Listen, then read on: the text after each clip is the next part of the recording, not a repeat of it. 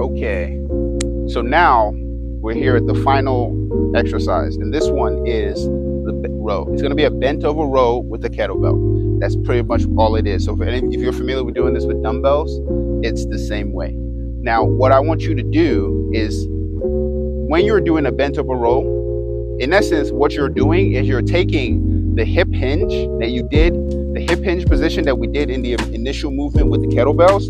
You're going to take your body into the exact same position, but now the only difference is now we're going to turn this into an arm movement whilst also in that position. So we're going to position ourselves into that hip hinge. So remember how we did the hip hinge, put the thumbs together, driving the hips backwards, and we're going to hold right in this position. So from here, kettlebell is going to be in between. It's going to be bisecting the feet, just like it was when you were doing the hip hinge. The only difference is now you're going to use one arm, one hand. So what I'm going to do is I'm going to demonstrate it right here. Okay, I'm going to demonstrate facing, right? Kettlebell is going to be in between your feet. You're hinged over, and I like to place my hand on my opposite thigh, my free hand on that thigh as support. And then I'm just going to take this hand, and don't worry about your body rotating, because again, that's what your body naturally does. Your spine naturally rotates. Don't force it. Don't fight it. Don't fight rotation. Allow rotation to happen, because again, it's about control of the spine. So reaching for the kettlebell, and now what I want you to do is I want you to act as if you're about to take the kettlebell, and while staying in that hinged over position, you're trying to put the kettlebell in your pocket. So what I mean is this, right here, boom.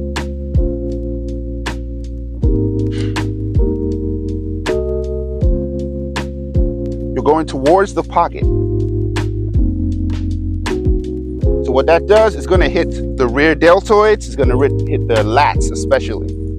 So you're hitting a lot of the upper body and shoulder muscles that you did not hit through the other exercises. So these basic movements, these basic fundamental movements hit all the muscles of the body. So I'm going to demonstrate this way, right? I'm going to turn this way this time. And that way, hinged over, hand on the thigh, towards the pocket. Bringing the elbow backwards.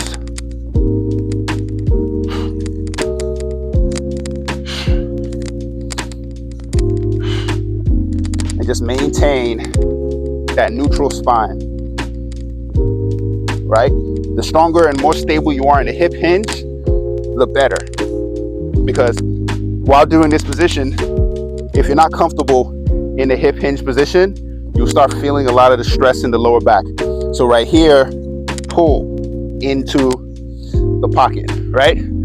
Just like any row movement, it's called a row because it's like if you are sitting and rowing a boat, you're pulling backwards, and that engages the muscles right here. So same thing with the kettlebell, you're just rowing backwards, but the only difference is we're hinged over and performing our rows. Okay? You're trying to maintain the hinge position while you do the movement. What happens over time is you might get overwhelmed and all of a sudden your lower back starts to roll, and then what happens is now it turns into one of these, and that means now you're doing too much on the shoulder, when a row is really should be focusing more on the back, the lats especially. Just focus on bringing the kettlebell towards the pocket, towards your pocket, and the rest takes care of itself. Hinged over, kettlebell towards the pocket, and what that does is boom, because the elbow's going back, the lats have to engage, the rear delts, which is the back of the shoulder right here, have to engage. So that right there, that is the fundamental movements. That is the last of the fundamental movements, the kettlebell row.